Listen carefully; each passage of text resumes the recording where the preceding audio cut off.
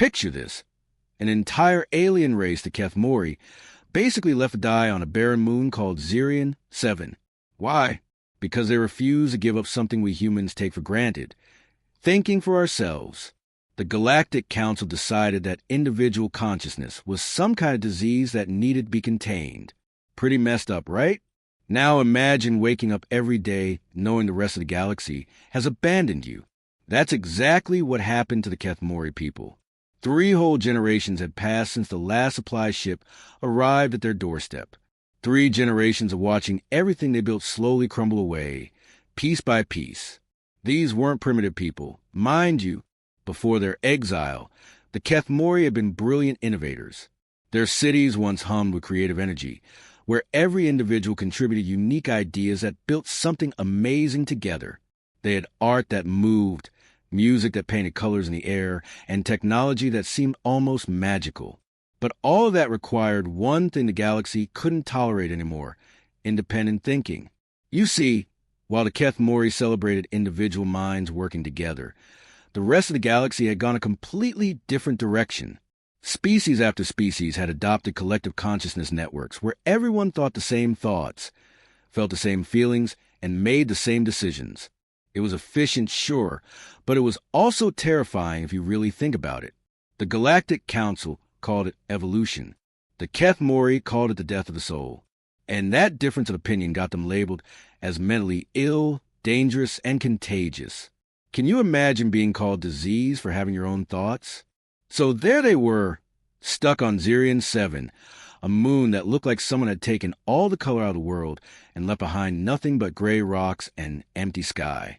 The atmosphere was breathable, barely, but it was cold and thin. Every breath felt like swallowing ice. Elder Zarthek remembered better days. He was just a young engineer when the quarantine began, full of hope that surely someone would speak up for them. Surely the galaxy wouldn't just abandon an entire civilization for thinking differently. But hope has a way of dying slowly when you're watching your children grow up hungry. The power grid failed more each year. Medical equipment broke down and couldn't be replaced. The food processors that turned basic elements into nutrition were running on backup systems that were never meant to last this long. Families had started rationing everything: food, water, even time in the warmer sections of their underground cities.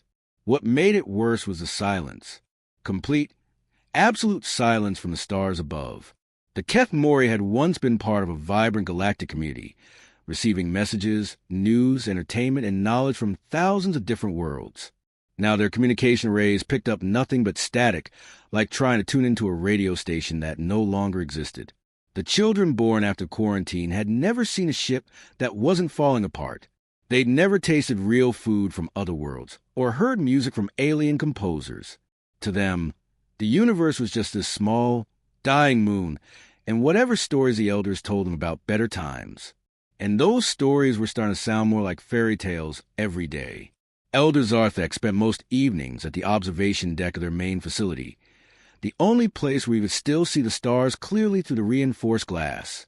He'd stand there for hours, looking up at those distant suns, knowing that millions of beings lived around them, laughing and creating and exploring.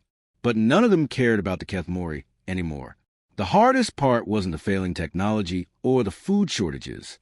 It was the knowledge that somewhere out there, entire civilizations were thriving while pretending the Kethmori had never existed. It was like being erased from history, while you were still alive to remember what you used to be. Young Kethmori would sometimes ask their parents why the galaxy hated them so much.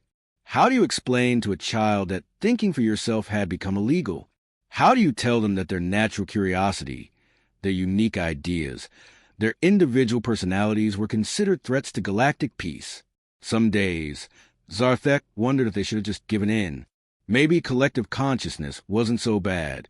Maybe losing yourself was a small price to pay for survival. But then he'd watch the children play, each one different and special in their own way, and he'd remember why they were fighting this impossible battle. The galaxy had written them off completely, but the Kethmori refused to write themselves off. They kept hoping, kept surviving, kept being themselves even when it felt like the universe wanted them to disappear. They didn't know it yet, but somewhere out there, a young species called humanity was about to discover them, and everything was about to change. Captain David Thompson was having what he thought would be the most boring week of his career. The Meridian was 3 months into a routine survey mission, cataloging star systems that basically looked like every other star system they'd already mapped. Rock here, gas giant there, maybe an asteroid belt if they were lucky. His crew was getting restless, and honestly, so was he. Thompson had joined the human space program because he wanted adventure, not because he wanted to spend months staring at empty space through a computer screen. But this was the price of being the new guys in the galaxy. While other species got the exciting exploration missions, humans were stuck with the paperwork routes, mapping systems that everyone else had already deemed uninteresting. That Tuesday started like any other. Thompson was sipping his third cup of coffee, half listening to his communications officer, Lisa Park, run through the daily signal sweeps. Most of it was just background noise from distant pulsars, an occasional automated beacon from some long-dead probe. Pretty standard stuff for this corner of space. But then Park paused. "Captain, I'm getting something weird from the Zirian system." Thompson barely looked up from his reports. "Define weird, Park." "Well, the database says Zirian 7 is restricted. No approach authorization, no survey clearance, nothing. But I'm picking up what sounds like..." She paused, adjusting her headset. "It sounds like voices, sir." Now that got Thompson's attention. He set down his coffee and walked over to Park's station. "Voices? You mean distress signals?" "That's just it, Captain. They don't sound like distress signals. They sound like..." Park struggled to find the right words. "Like prayers, maybe? Or songs. The translation software can't make sense of the language, but the emotional patterns are clear. These aren't random transmissions." Thompson's science officer, Ben Carter, looked up from his console. "Captain, about that restriction on Zirian 7. I've been digging through our databases, and there's literally no explanation. Just a big red stamp that says permanently off limits with no supporting documentation." "How is that possible?" Thompson asked. Carter shrugged. "Best I can figure, we're too new to have access to the classified records. The Galactic Council gave us basic navigation data and safety warnings, but anything marked as sensitive gets filtered out before it reaches our systems." Thompson found himself staring at the star charts, watching the little blip that represented Zirian 7. Something about this whole situation felt wrong. In his experience, when bureaucrats didn't want to explain something, it usually meant they were hiding something important. "Park, can you clean up those signals? I want to hear what we're dealing with." For the next hour, Park worked her technical magic, filtering out background noise and boosting the signal strength. What came through the speakers made everyone on the bridge go quiet. Even without understanding the language, you could hear the emotion in those voices. There was sadness there, but also hope, determination. The kind of sounds people make when they're trying to stay strong despite impossible odds. "My God," whispered Carter. "How long have they been broadcasting?" Thompson's diplomatic officer, Janet Morris, cleared her throat nervously. "Captain, I really think we should report this to command and wait for instructions. Violating galactic restrictions could cause serious diplomatic problems for Earth." But Thompson was already making calculations in his head. They were only 2 days away from the Zirian system. 2 days to potentially help people who sounded like they'd been calling out into the void for who knows how long. He thought about his own family back on Earth, how he'd want someone to investigate if they were the ones sending desperate messages into space. Morris, how long would it take to get instructions from command? She looked uncomfortable. At least 3 weeks for a message to reach Earth and get a response. "Sir, maybe longer if they need to consult with the Galactic Council. And in the meantime, we just ignore what sounds like people in trouble?" "Captain, we don't know what kind of trouble. For all we know, this could be some kind of trap or a quarantine zone with dangerous diseases, or..." Thompson held up his hand. "Park, open a channel on the same frequency they're using." "Sir," Morris stepped forward. "I really must protest." Noted and overruled. Thompson took a deep breath and activated the microphone. He had no idea what he was going to say to aliens who'd been isolated for reasons he couldn't even access, but he knew he had to try. "This is Captain David Thompson of the Earth vessel Meridian. We receive your transmissions and want to help. Can anyone hear this?" The response was immediate and overwhelming.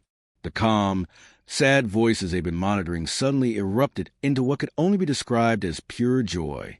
Even across the language barrier, even through the static of deep space communication, you could hear people crying with relief, laughing, shouting to others that someone had finally answered. Thompson looked around his bridge at his crew's amazed faces and realized he'd just made a decision that would change everything. Sometimes the best decisions are the ones that break all the rules. Word travels fast in space, especially when you're doing something you're not supposed to do. Captain Thompson thought he had maybe a few days before anyone noticed his little unauthorized first contact mission. He was wrong. Dead wrong.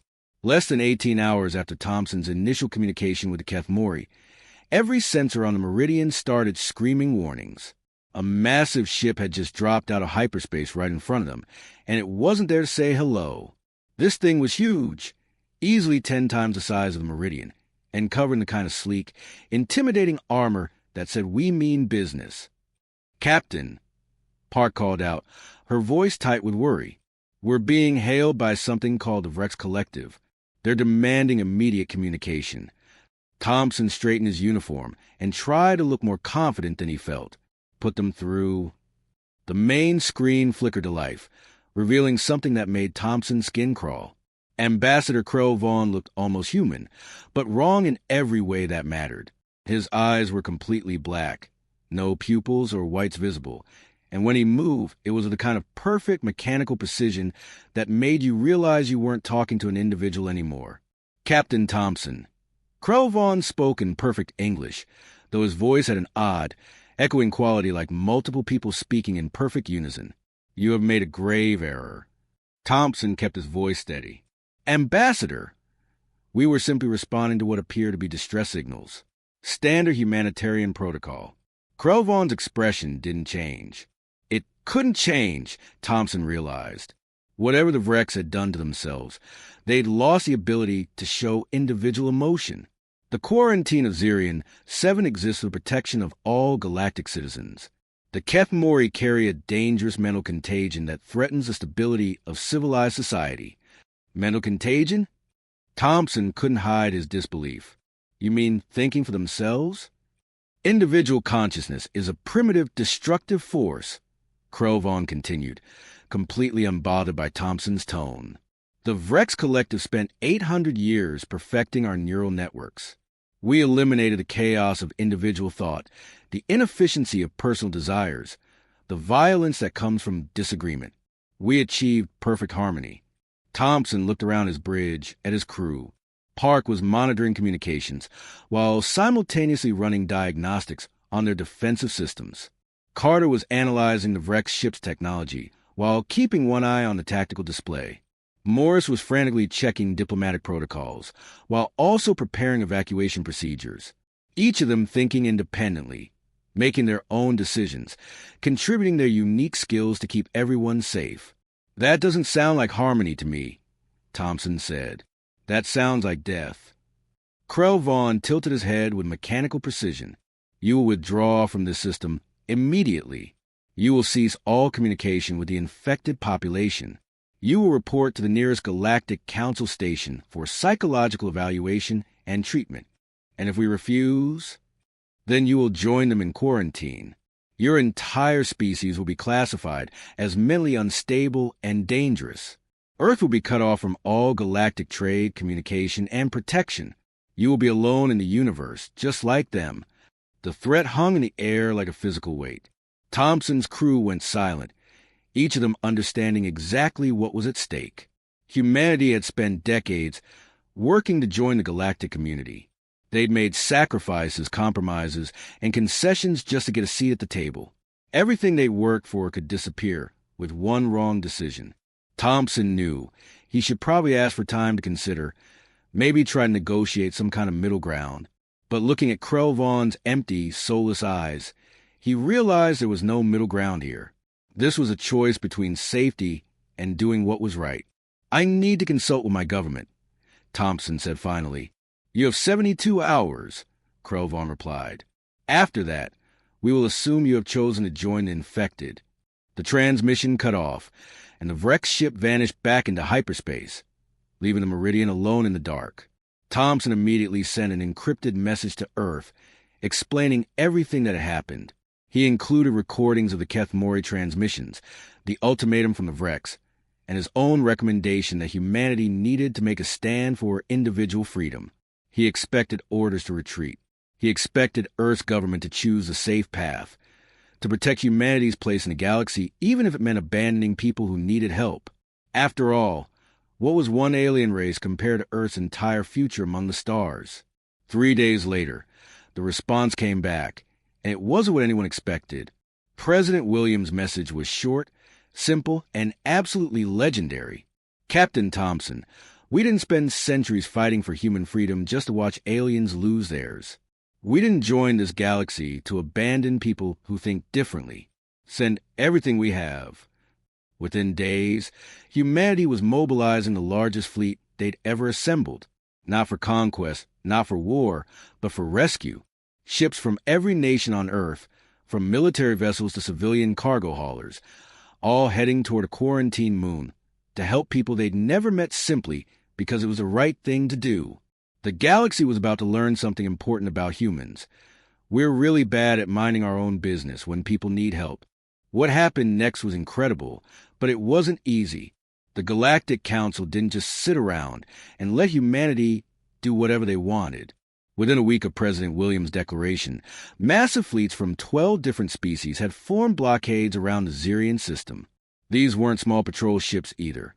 We're talking about massive dreadnoughts, each one carrying enough firepower to turn a planet into space dust. But here's the thing about humans. We're stubborn in the best possible way. When someone tells us we can't help people who need it, we tend to get creative about proving them wrong. The first supply run was led by Captain Jenny Martinez on the cargo vessel Hope's Edge. She'd volunteered for what everyone knew was basically a suicide mission, but Martinez had grown up hearing stories about the Berlin airlift and wasn't about to let some alien bureaucrats stop her from doing what was right. This is Martinez to Galactic Control. She broadcast as her ship approached the blockade. I'm carrying medical supplies and food for people in need. I'm going through whether you like it or not. The response was immediate. 3 Vrex interceptors moved to block her path, their weapon systems powering up an ominous hum that Martinez could feel through her ship's hull. But Martinez had something the collective-minded aliens didn't expect. Pure human unpredictability. Instead of taking the direct route they were guarding, she suddenly dropped her ship into gravity well of a nearby gas giant, using the planet's atmosphere to mask her approach. By the time the Vrex figured out what she was doing, Martinez was already burning hard toward Zirian 7's surface, her ship's hull glowing red-hot from atmospheric friction. She made it, barely, and that single successful supply run proved something important. The blockade could be beaten. What followed was like the greatest game of cosmic hide-and-seek ever played. Human ships came at the blockade from every angle imaginable. Some used stealth technology borrowed from military vessels. Others hid inside asteroid fields or used radiation from nearby stars to scramble alien sensors. A few captains got really creative and actually strapped their cargo ships to the outside of larger vessels, essentially smuggling themselves past the checkpoints. Dr. Kevin Hayes was on the second ship to make it through, carrying enough medical equipment to set up a proper field hospital. What he found on Zirian 7 completely changed everything he thought he knew about the Keth Mori situation. These people aren't sick, he radioed back to Earth after his first day on the surface. Their brains work differently, sure, but calling it a disease is like saying creativity is a mental illness. Hayes discovered that the Keth Mori's individual consciousness had produced some of the most innovative medical techniques he'd ever seen. Their doctors didn't just treat symptoms. They approached each patient as a unique puzzle to be solved. Where a collective-minded species used standardized treatments that worked for the majority, the Keth Mori had developed personalized medicine centuries ahead of anything the galaxy had seen. Engineer Rachel Foster arrived on the third supply run and made an even more shocking discovery. Working alongside Keth Mori technicians to repair their failing infrastructure, She found that their individual focus designs were actually more efficient than the collective standard systems used throughout the galaxy. Captain, Foster reported to Thompson, who was now coordinating the relief effort from orbit, their power systems are incredible. Instead of one massive central network that fails if any part breaks, they've got thousands of independent nodes that can adapt and reroute automatically. It's like they turned engineering into jazz music.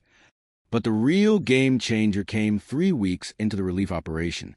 Foster was working late in the Kethmori Communications Center, trying to boost their transmission range so they could coordinate better with the human fleet.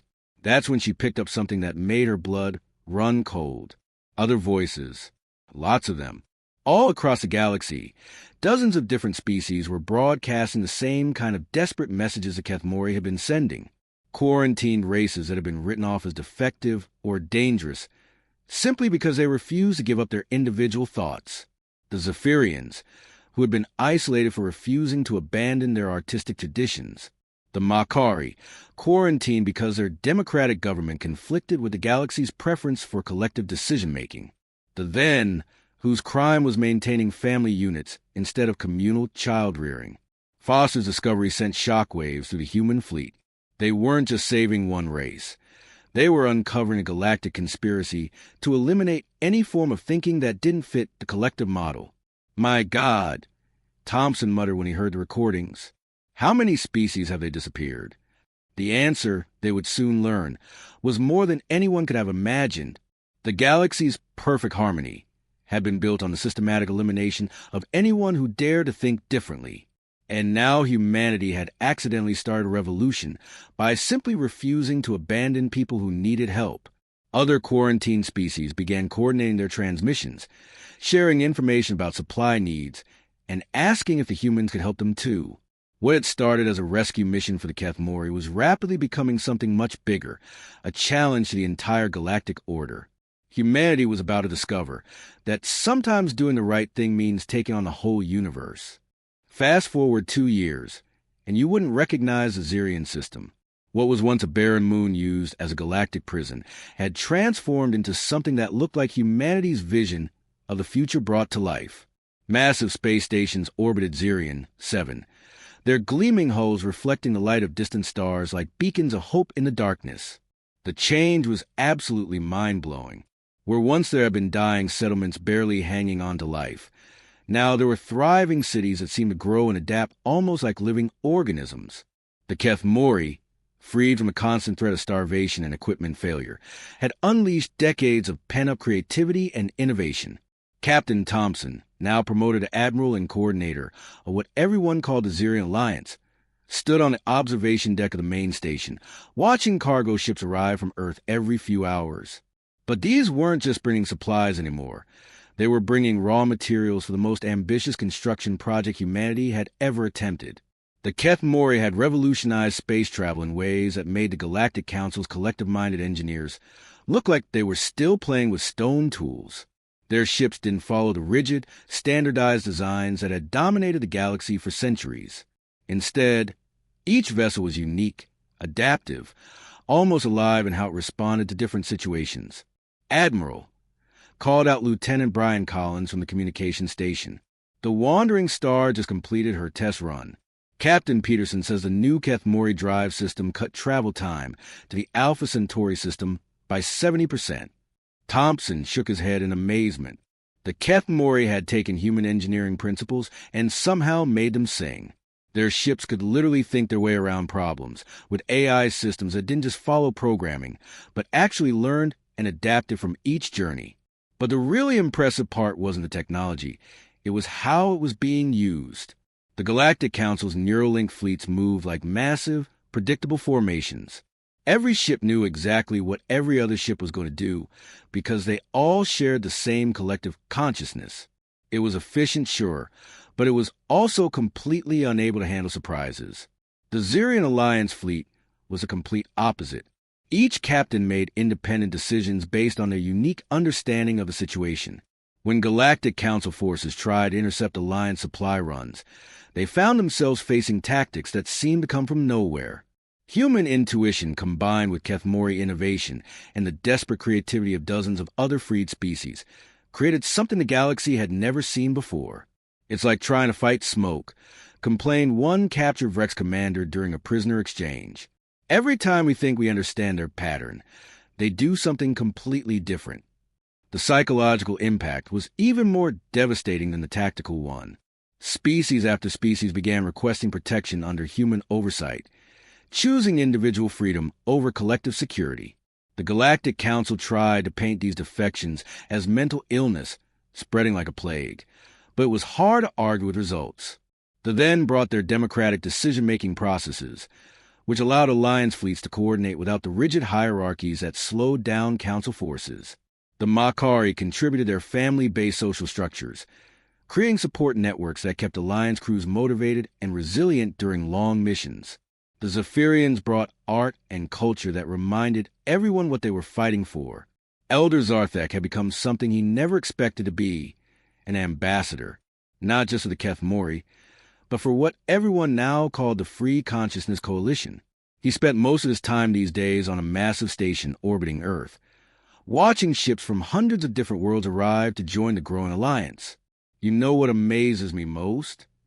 Zarthek said to Admiral Thompson during one of their regular strategy meetings. It's not the technology or the military victories. It's that you humans made it okay to be different again. Thompson looked out at the endless stream of ships arriving in Earth's orbit. Sleek Keth Mori vessels with their organic curves. Boxy then cargo haulers built for efficiency over beauty. Delicate Zephyrian art ships that looked more like sculptures than spacecraft. And mixing among them all, human vessels of every size and design, from massive military dreadnoughts to tiny civilian shuttles. The diversity was overwhelming and beautiful. Each ship represented not just a different species, but a different way of thinking, a different approach to solving the challenges of space travel and civilization. We didn't give anyone permission to be different, Thompson replied. We just refused to let anyone tell them they couldn't be. The irony wasn't lost on either of them.